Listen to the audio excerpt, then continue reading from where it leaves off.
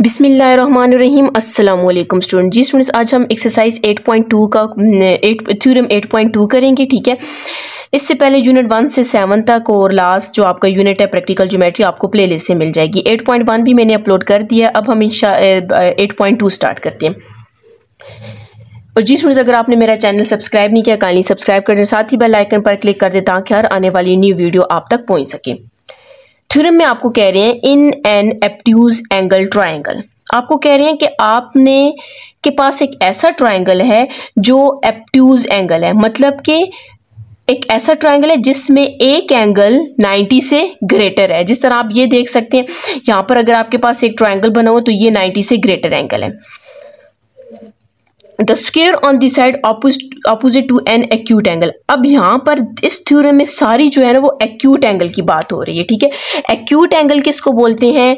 Acute angle less than 90 को बोलते हैं, और एब्ट्यूज एंगल आपके पास ग्रेटर देन 90 को कहते हैं। ठीक है, जो ऐसा एंगल जो लेस ग्रेटर देन 90 उसको हम एब्ट्यूज एंगल बोलते हैं, और जो लेस देन हो वो हमारे पास 90 का एंगल हो उसे हम एक्यूट एंगल कहते हैं। अब इस थ्योरम को आप जरा गौर से समझें। आपको क्वेश्चन में कहा गया कि इन एन एब्ट्यूज एंगल, इस एब्ट्यूज एंगल की वजह से हम ये वाली डायग्राम यूज करेंगे, हम ये यूज नहीं कर सकते। ठीक है, आप कर सकते हैं ये भी यूज, लेकिन हम ये वाली यूज करेंगे। और दूसरी बात यहाँ पर ये कि अगर आपके पास पेपर्स वगैरह में आ जाता है, उधर यहाँ पर पेपर्स में अगर ये स्टेटमेंट ऐसी लिखी हो in an acute angle triangle, फिर भी आपने यही थ्योरम लिखना है। अगर यहाँ पर लिखा हो इन एन एनी ट्रायंगल, तो फिर भी आपने यही वाली डायग्राम यूज करनी है, क्योंकि हमारे पास ये थ्योरम बेसिकली ये थ्योरम जो वो एक्यूट एंगल का है। ठीक है, सारा जो आपके पास पिछला एंगल जो आपने पिछला थ्योरम किया था वो एब्ट्यूज एंगल का था, ये आपके पास एक्यूट एंगल का है। अब जाहिर है अगर आपके पास एक ट्रायंगल में एक्यूट एंगल बनेगा उसमें एब्ट्यूज एंगल लाजमी बनता है। ठीक है, तो यहाँ पर एनी ट्रायंगल भी हो सकता है एब्ट्यूज की जगह, एक्यूट भी हो सकता है और एब्ट्यूज भी हो सकता है। ठीक है, कुछ भी हो सकता है। पेपर में अगर आ जाए तो कंफ्यूज नहीं होना, आपने यही वाला थ्योरम करना है। ठीक है, अब आपको कह रहे हैं कि आपने चलें जो बुक पे लिखा हो हम उसी के लिहाज से अब इसको स्टार्ट करते हैं। इन एन एब्ट्यूज एंगल ट्रायंगल, आपने एक ऐसा ट्रायंगल ड्रॉ किया जो आपके पास एब्ट्यूज है, मतलब ये आपके यहाँ देख सकते हैं बी के ऊपर आपके पास एब्ट्यूज है, मतलब 90 से ग्रेटर है। 90 का एंगल स्ट्रेट होता है और ये 90 से आगे की तरफ जा रहा है। एक हमने ट्रायंगल ले लिए ए बी सी, आपके पास कौन सा एंगल आ गया? एब्ट्यूज एंगल ट्रायंगल है। अब आपने इसको ए का नेम दिया, इसको बी का, इसको सी का। ए के सामने ए बोल दें, बी के सामने बी बोल दें और सी के सामने स्मॉल सी बोल दें। इनको कैपिटल और साइड्स आपके पास क्या हो जाएंगी? ट्रायंगल की स्मॉल हो जाएंगी। अब आपको कह रहे हैं the square on the side opposite to an acute angle. अब ये वाला आपके पास एब्ट्यूज एंगल है। ठीक है, ये आपके पास एब्ट्यूज एंगल है। अब आपको कह रहे हैं एक्यूट एंगल, ये आपके पास एक्यूट, देखें ये 90 के 90 से लेस बन रहा है, तो ये आपके पास एक्यूट एंगल है। एक्यूट एंगल की जो ऑपोजिट साइड है, ठीक है, उसका आपने स्क्वायर लेना है। अब एक्यूट एंगल की ऑपोजिट साइड कौन सी है? ए बी है, मतलब आपके पास क्या आ जाएगा? ए बी का स्क्वायर आ जाएगा। आपके पास क्या आ जाएगा? ए बी का स्क्वायर। आपको बोल रहे हैं कि एक्यूट एंगल की जो ऑपोजिट साइड है, एक्यूट एंगल की ऑपोजिट साइड ए बी का स्क्वायर आ जाएगा। मेजरमेंट ऑफ ए बी, ऊपर ये जो लाइन आ रहा है इसका मतलब ये आपके पास स्ट्रेट लाइन है। ठीक है, ए बी का स्क्वायर इज इक्वल टू, आपने यहाँ पर क्या लगा दिया? इक्वल टू लगा दिया। ठीक है, ये इज इक्वल टू, यहाँ पर आपके पास इक्वल टू आ गया। Sum of the square on the side containing that acute angle. Acute angle की जो कंटेनिंग साइड है, एक आपके पास बी सी इसकी साइड है और इसी की कंटेनिंग साइड ए सी है, तो उसका आपने सम भी लेना है और स्क्वायर भी लेना है। मतलब आपने बी सी का स्क्वायर लिया, प्लस डाला और ए सी का स्क्वायर डाला। डेट एक्यूट है। डिमिनिश्ड मतलब आपने माइनस करना है। ठीक है, पिछले क्वेश्चन में टुगेदर कहा गया था, पिछले जो थ्योरम था उसमें हमने प्लस किया था। डिमिनिश मतलब आपने यहाँ से खत्म करना है, कम करना है, माइनस करना है। हमने नेगेटिव साइन लगा दिया। ट्वाइस आपने 2 लिख दिया। The rectangle contain by one side. अब रेक्टेंगल का मतलब आपने कोई 2 साइड लेनी है। कौन सी साइड लेनी है? एक तो आपने कोई इसमें से कोई भी एक साइड ले लें, तो हमने कौन सी साइड ले ली? बी सी ले ली। आपने बी सी मतलब ट्रायंगल की एक साइड हमने बी सी ले लिया।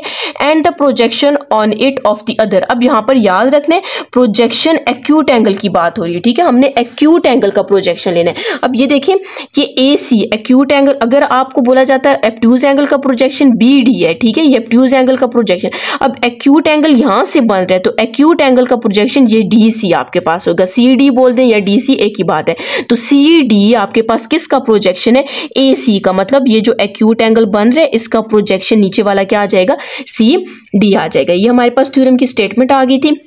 हम इस डायग्राम से नहीं करते, हम इस डायग्राम से इसको सॉल्व करेंगे, क्योंकि जो हमने पिछला थ्योरम किया था वो भी आपके पास इसी डायग्राम से था, और इस थ्योरम को भी हम कोशिश करते हैं कि इसी डायग्राम से सॉल्व करें ताकि आपके लिए इजी रहे। अब हम यहाँ पर हम इसका गिवन देख लेते हैं। इसके गिवन में आपको कह रहे हैं द गिवन ट्रायंगल इज, आपको देखिए नीचे आपको बोल भी रहे हैं, अभी मैंने आपको ऊपर बोला भी था एक्यूट भी हो सकते हैं, एब्ट्यूज भी हो सकते हैं। इसका मतलब है आप इस पूरी लाइन को बेशक ना भी लिखें तो कोई फर्क नहीं पड़ता, हम यहाँ से स्टार्ट कर लेते हैं, ठीक है। ये एनी भी हो सकता है, एक्यूट भी हो सकता है, एब्ट्यूज भी, मतलब एक्यूट इसके लिए हो सकता है, एब्ट्यूज इसके लिए, या फिर एनी ट्रायंगल भी आपके पास हो सकता है। In the triangle A B C आपके पास एक ट्रायंगल है। Measurement of angle C is acute angle, मतलब सी के ऊपर एक्यूट एंगल बन रहा है, एक्यूट एंगल लेस देन 90 का एंगल होता है। A D is the perpendicular from A to C B, आपको कहते हैं ए डी किसका परपेंडिकुलर है, सी बी का आपके पास, मतलब या फिर डी सी बी आप कह सकते हैं, डी सी पे ए डी आपके पास क्या परपेंडिकुलर, परपेंडिकुलर मतलब यहाँ से 90 का एंगल बन रहा है। Produce if necessary as a figure B, ठीक है, ये भी अब आपने फिगर भी हमने एक ही फिगर यूज कर रहे हैं, ठीक है। So that C D is the projection, C D किसका प्रोजेक्शन है, ए सी का, ठीक है, ऑन सी बी के ऊपर, ठीक है। आप यूं भी लिख सकते हैं कि C D is the projection of A C on C B, ठीक है। लेट अस डिनोट, अब हम इनको वैल्यूज को डिनोट करते हैं, जिस तरह मैंने आपको बताया ए के सामने ए, तो आप लिख सकते हैं बी सी किसकी इक्वल है ए के, ए सी किसकी इक्वल है बी की, ए बी किसकी इक्वल है सी के, ठीक है। यहाँ तक हमने कर दिया। अब हमने यहाँ पर लेट किया ए डी को आपने एच के लेट कह दिया, और यहाँ से लेकर यहाँ तक, अब जब पिछला थ्योरम किया था हमने यहाँ को लेट किया था, अब इस थ्योरम में हम इस पूरे को लेट करते हैं, क्योंकि आपके पास एक्यूट एंगल की बात हो रही है, तो एक्यूट एंगल का जो प्रोजेक्शन है वो पूरा सी डी प्रोजेक्शन है, और इसको आपने किसके लेट कर दिया, पी के लेट कर दिया, ठीक है। और साथ में ए डी किसके लेट आ जाएगा, एच के लेट आ जाएगा, और ये नीचे हमने क्या करना है, इसको प्रूफ करना है। अब हम इसका प्रूफ स्टार्ट करते हैं। सबसे पहले यहाँ पर हम क्या करेंगे, यहाँ पर हम अपने देखने के दो आपके पास राइट एंगल ट्रायंगल हैं, ठीक है। एक कौन सा है, ए डी सी, मतलब ये पूरे का पूरा एंगल आपके पास क्या राइट एंगल ट्रायंगल है, मींस कि यहाँ पर आपके पास 90 का एंगल बन रहा है। एक ए डी सी आपके पास राइट एंगल ट्रायंगल है, और दूसरा आपके पास ए बी डी एक और ट्रायंगल, ये भी एक आपके पास ट्रायंगल बन रहा है, ये राइट एंगल आपके पास, वैसे ये भी एक ट्रायंगल है लेकिन यहाँ पर राइट एंगल ट्रायंगल नहीं है, मतलब इस एंगल के अंदर कोई भी ऐसा एंगल नहीं है जो 90 का एंगल बन रहा हो, ठीक है। ए डी सी के अंदर भी एक एंगल 90 का बन रहा है, और ए डी बी के अंदर भी एक 90 का एंगल बन रहा है। हम पहले एक एंगल को ट्रायंगल को लेंगे और फिर दूसरे ट्रायंगल को लेंगे, ठीक है। आपकी बुक में ये जो थ्योरम है उसको उसकी जो लाइंस वगैरह वो थोड़ी आगे पीछे की है, मैं इसको सीक्वेंस में करवाऊंगी, तो आप ये सीक्वेंस वाला लिखें या वो वाला लिखें, एक ही बात है, ठीक है। हम सीक्वेंस में लिखेंगे ताकि जो आपका जो पिछला थ्योरम है मैं उसी लिहाज से इस थ्योरम को भी करवाऊंगी, ताकि आपके लिए वो अगर थ्योरम आप करेंगे तो आपको इजीली ये थ्योरम भी आ जाएगा। सबसे पहले हम ए डी बी एक ट्रायंगल ले लेते हैं। आपने लिखना है in triangle A D B, और इस ये ट्रायंगल आपके पास कौन सा है, राइट ट्रायंगल है, ठीक है। राइट ट्रायंगल किसको बोलते हैं, जिसमें एक एंगल 90 का बन रहा हो। अब जब आपके पास एक ऐसा ट्रायंगल हो जिसमें एक एंगल 90 का बन रहा हो, तो उसके ऊपर हम पाइथागोरस थ्योरम अप्लाई करते हैं, ठीक है। तो पाइथागोरस थ्योरम में 90 के एंगल के सामने वाली जो साइड होती है उसको हम क्या कहते हैं, परपेंडिकुलर। ये आपके पास हाइपोटेन्यूज हो रही है, ये आपके पास क्या होती है, 90 के एंगल के सामने हाइपोटेन्यूज होता है, इसको आप परपेंडिकुलर कह दें, और ये जो थोड़ी सी जगह बच जाती है, ये जो नीचे रह जाता है, वो आपके पास क्या आती है, बेस आती है।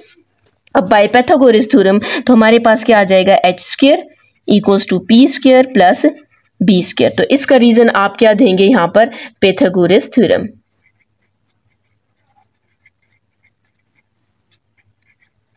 ठीक है। ये आपके पास पाइथागोरस इसका रीजन आ जाएगा।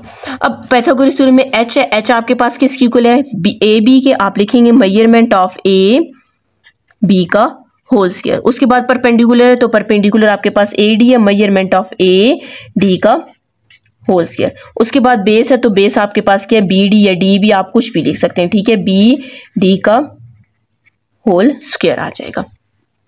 अब यहाँ से हम थोड़ा सा क्या करते हैं, इसको और सिंप्लीफाई करते हैं, ठीक है, क्योंकि आपके पास ये डिमिनिश मतलब इसको हमने नेगेटिव में लेकर आना है। तो अब प्रोजेक्शन की बात हो रही है, हम क्या करते हैं, डी सी पूरी ये वाली लाइन लेते हैं, ठीक है। इसको आप इक्वेशन 1 कह सकते हैं, ठीक है, ये इक्वेशन 1 आ जाएगी, बल्कि अभी इक्वेशन 1 ना कहें, इसको हम थोड़ा और सिंप्लीफाई करते हैं, उसके बाद हम इसको इक्वेशन 1 कह जाएंगे।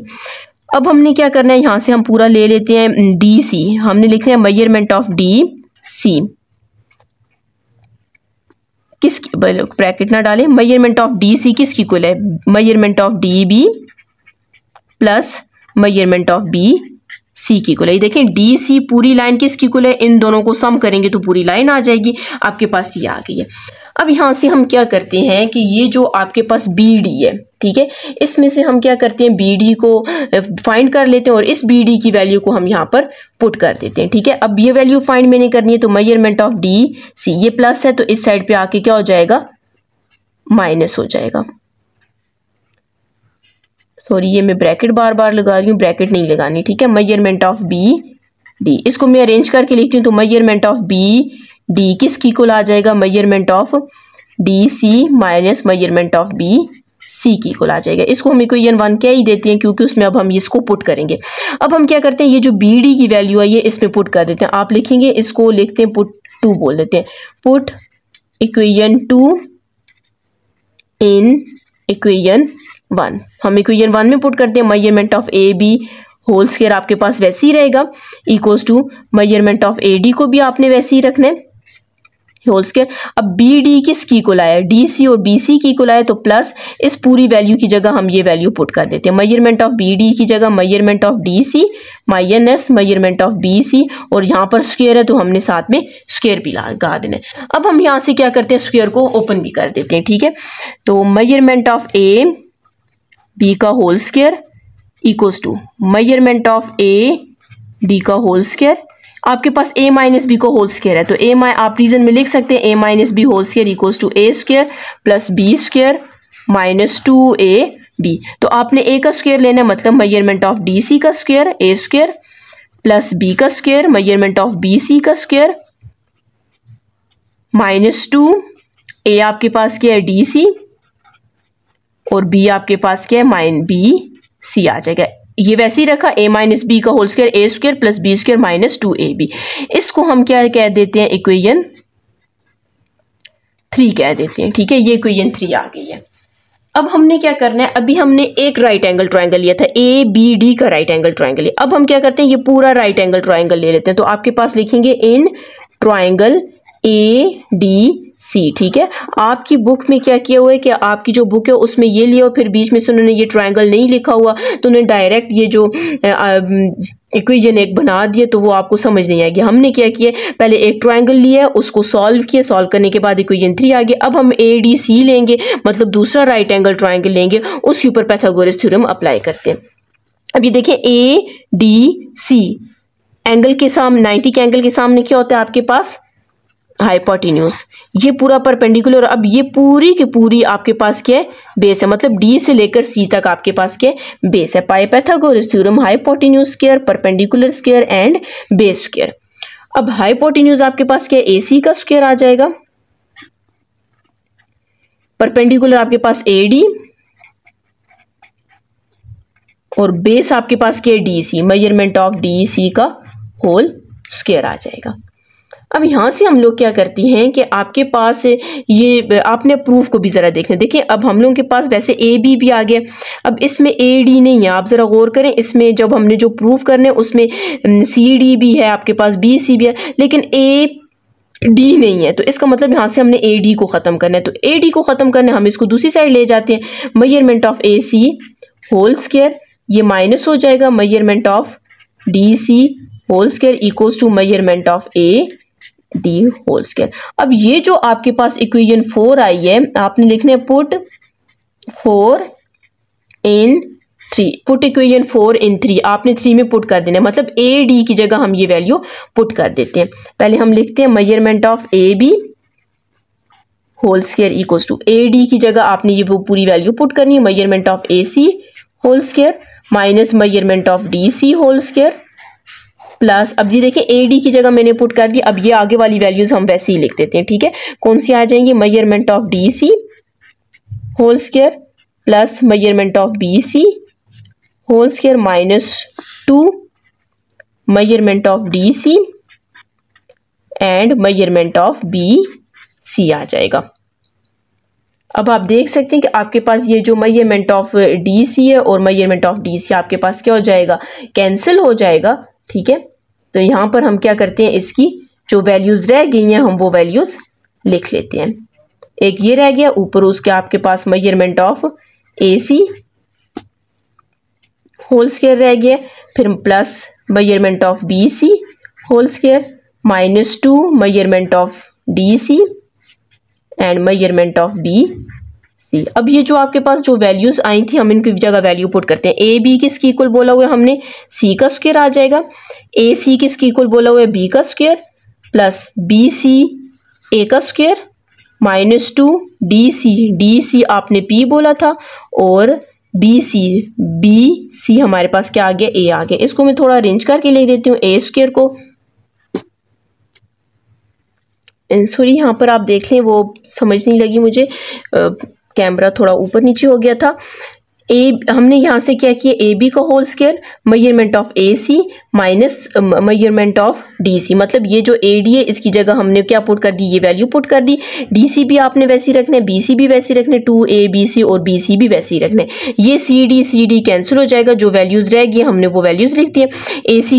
ए बी की जगह यहाँ से हमने वैल्यू पुट की, फिर ए सी की जगह आपने वैल्यू पुट की, बी सी की जगह वैल्यू पुट की, डी सी की जगह वैल्यू पुट की और बी सी की जगह। इसको हम थोड़ा सा अरेंज करके लिखते हैं। सी स्क्वायर प्लस ए स्क्वायर को पहले, फिर उसके बाद बी स्क्वायर -2A पी आ जाएगा। तो आप देख सकते हैं हमें वो थ्योरम में यही बोला गया था, आपने प्रूव करना है, तो आपका ये थ्योरम क्या हो जाएगा, प्रूव हो जाएगा। जी स्टूडेंट्स, अगर आपने मेरा चैनल सब्सक्राइब नहीं किया काइंडली सब्सक्राइब करें, साथ ही बेल आइकन पर क्लिक कर दें ताकि हर आने वाली न्यू वीडियो आप तक पहुंच सके।